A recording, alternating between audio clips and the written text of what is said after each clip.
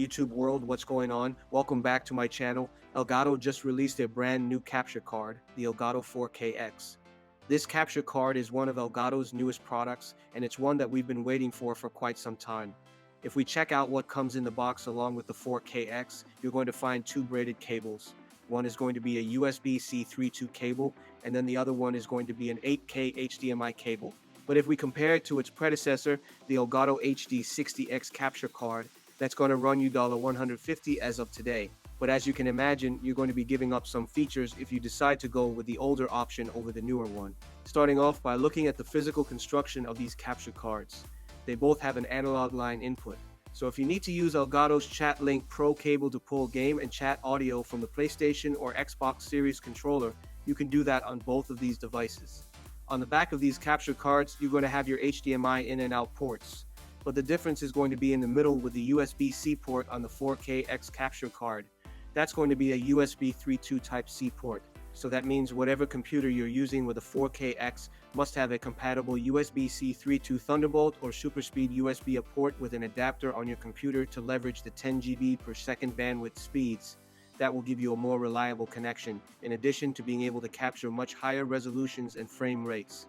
Other than that, the physical setup is exactly the same when using your gaming console or PC with your display. They also come with instant gain preview, the ability to pass a variable refresh rate, as well as HDR.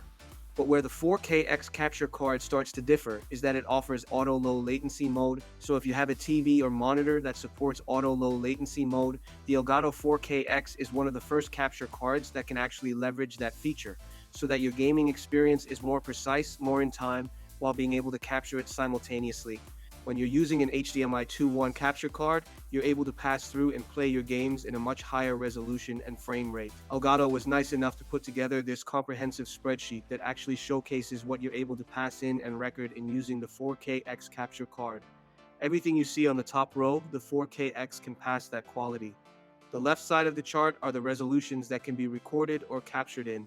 So for example, if you have an HDMI 2.1 display or monitor and you're playing your games in 4K 120Hz, then you'll be able to capture or record your gameplay in the same level of quality, at least in a standard definition resolution, using the 4KX.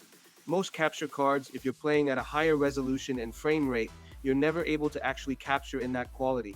With the 4KX, that is completely possible. They did make a chart similar to this for the HD60X, but there's a lot of stuff here that's grayed out. And of course, they do that so that they can show how much better the 4KX is. But hey, maybe you don't have a monitor or display that even supports up to those insanely high resolutions and frame rates. And in that case, you're totally fine with the HD60X capture card. You should also keep in mind though, that you're not going to be getting a picture quality difference with the 4KX. But for platforms like Twitch or Mixer, you're going to get the same picture quality depending on where you set your settings on your computer.